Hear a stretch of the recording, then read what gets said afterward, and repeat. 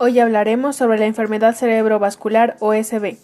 Esta ocurre cuando una arteria que va al cerebro se obstruye o se rompe, produciendo la muerte de un área del tejido cerebral causada por la pérdida de irrigación sanguínea.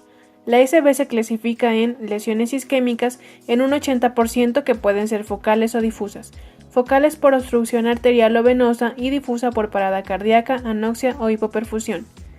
La hemorragia intracraneal representa un 20%, siendo el factor asociado más importante la hipertensión arterial en un 70%, que pueden estar localizadas profundamente en los hemisferios cerebrales.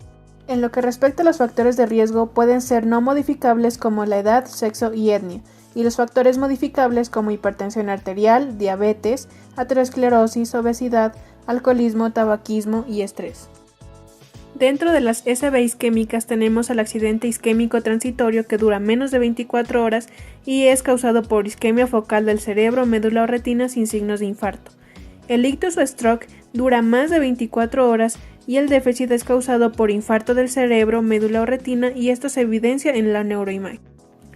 Etiología: infarto arteriotrombótico por ateromatosis de grandes vasos extracraneales, principalmente la carótida interna.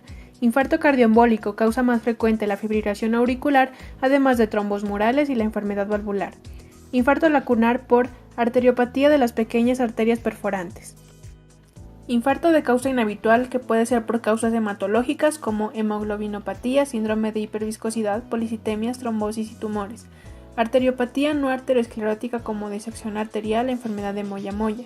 Enfermedad sistémica como conjuntivopatía y metabolopatía, trombosis venosa central, infarto de etiología indeterminada. Arteria carótida interna. Por oclusión de la arteria oftálmica, consiste en pérdida unilateral de la visión, se instaura de 10 a 15 segundos y dura pocos minutos. Arteria cerebral anterior. La causa más frecuente es el embolismo cardíaco y afecta a la arteria cerebral media, dando lugar a hemiparesia y hemihipoestesia contralateral de predominio crural. Disminución de la actividad psicomotora y lenguaje espontáneo, reflejo de prensión, succión y rigidez paratónica, así como apraxia de la marcha.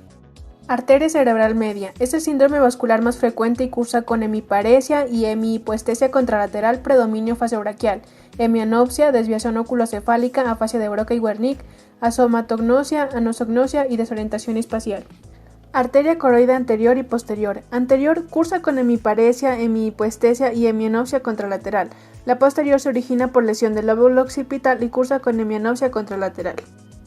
Sistema vértebro-basilar, menos frecuentes, produce síndromes cruzados, signos ipsilaterales y pérdida brusca de la conciencia.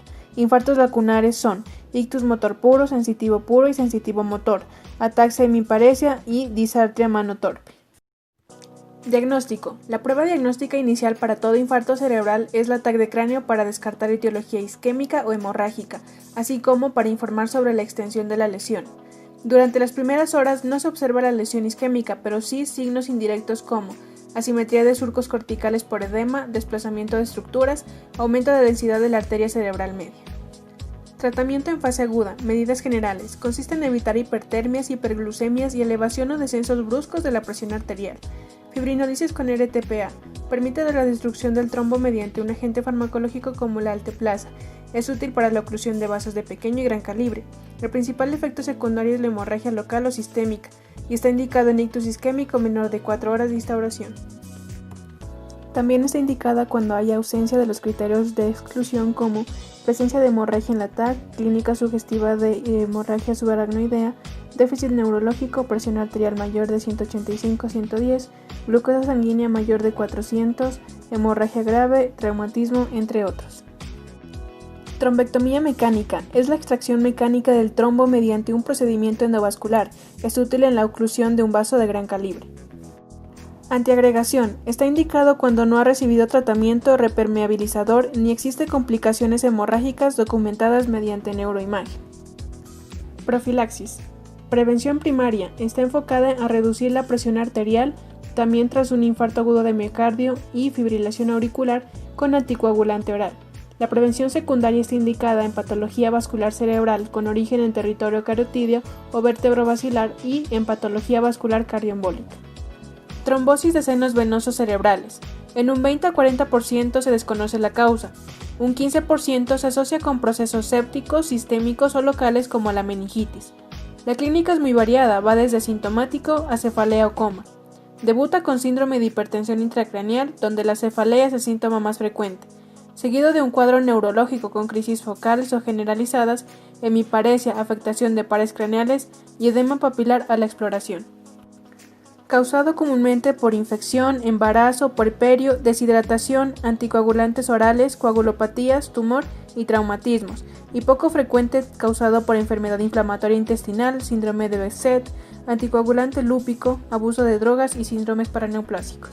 Se realizan pruebas complementarias como el estudio del líquido cefalorraquídeo, donde puede haber aumento de presión, TAC de cráneo, que puede ser normal o mostrar datos de edema cerebral, como el signo de la delta vacía. Resonancia magnética es la técnica de elección y la angiografía cerebral permite diagnosticar la obstrucción. El tratamiento será siempre la anticoagulación, incluso cuando hay hemorragia cerebral. En cuanto a hemorragia intraparenquimatosa, representa aproximadamente el 20% de los ictus causada por la ruptura de arterias situadas profundamente en el cerebro.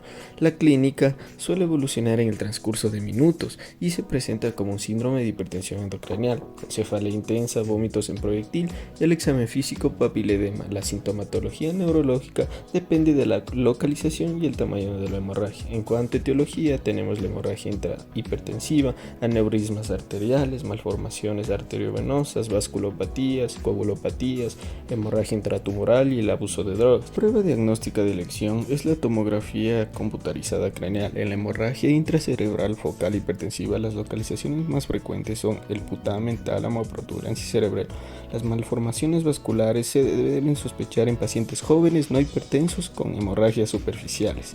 La angiopatía amiloide es la causa más frecuente de hemorragia espontánea no hipertensiva en ancianos, con localización lobar subcortical. Otras causas de sangrado cerebral focal son las coagulopatías, tratamiento anticoagulante y trombótico, etc. Tratamiento se basa en el control de la presión arterial y el uso de manitol y otros agentes osmóticos para reducir la presión intracraneal. La indicación quirúrgica en los hematomas intraparenquimatosos en general se acepta. Malformaciones vasculares. Este término engloba diversos tipos de lesiones vasculares no neoplásicas del sistema nervioso central. Las malformaciones arteriovenosas es la más frecuente sintomática. Su clínica es la de una hemorragia intraparenquimatosa diagnosticada por angiografía o resonancia y con tratamiento de cirugía. El angioma venoso es el más frecuente sin sintomatología. Su diagnóstico se da por angiografía en cabeza de menusa o por resonancia y no precisa tratamiento. El cavernoma son dilataciones capilares sobre un parénquima normal. Tiene como clínica cefalea, náuseas, vómitos, papiledema. La telangiectasia capilar habitualmente no tiene clínica y cuando sangra es fatal. Su tratamiento es embolización o cirugía. En cuanto ya a fístulas durales, son comunicaciones directas entre arteria y vena dural. Su clínica es de tinnitus, soplo occipital, que es bastante típico, y focalidad, que se trata con embolización y cirugía. Hemorragia subaracnoidea. Se define como la presencia de sangre en el espacio subaracnoideo o en el sistema ventricular, donde habitualmente solo hay líquido cefalorraquídeo. La epidemiología, aproximadamente 10 de cada 100.000 habitantes, en donde el 80% se produce entre 40 y 65 años y es más común en mujeres que en hombres, especialmente durante el embarazo. La etiología se da por traumatismos, el 80% se producen por ruptura de aneurismas saculares y en un 20% se detectan aneurismas múltiples. La clínica depende totalmente de su localización. En la afectación del tercer par se da con midriasis reactiva y afectación del campo visual, oftalmoplegia en afectación de la rama oftálmica del quinto par y cefalea retroocular en aneurismas del seno cavernoso. La clasificación de Hunt y Hess nos ayuda para determinar el grado de la hemorragia subaracnoidea, dividiéndolo en 6 grados, donde el grado 0 tiene un paciente con aneurisma intacto y el grado 5 tiene un paciente con coma profunda, rigidez de descerebración y apariencia moribunda. El paciente suele referir una cefalea súbita de gran intensidad, la peor cefalea de su vida, rigidez de nuca, náuseas y vómitos. Son también comunes la fotofobia y la letargia. Alrededor de la mitad de pacientes mueren. Para el diagnóstico, la tomografía cerebral es la prueba inicial ante una sospecha de hemorragia subaracnoidea. Sin embargo, la prueba más sensible es la punción lumbar. Para el diagnóstico etiológico realizaremos una angiografía de 4 vasos y así definir la localización y morfología del aneurisma. considerando el siguiente logaritmo, donde primero va la clínica, después el diagnóstico y después el diagnóstico etiológico. Las complicaciones se dividen en médicas y neurológicas. Médicas: hiponatremia, isquemia subenocárdica, edema pulmonar, hipertensión arterial, arritmias cardíacas, y neurológicas: hidrocefalia, vasoespasmo y resangrado. En cuanto al tratamiento de la hemorragia subaracnoidea, tenemos primero que prevenir el resangrado y vasoespasmo, un reposo absoluto y a cabeza levantada de 30 grados sobre el horizontal, control de la tensión arterial, evitar estreñimiento y vómitos, analgesia y sedación, en crisis fenitoína, dexametasona para reducir el dolor y asociar con nifedipino. Para el tratamiento del aneurisma se da por una embolización por vía endovascular o craneotomía con clipaje quirúrgico. Eso es todo, muchas gracias por su atención.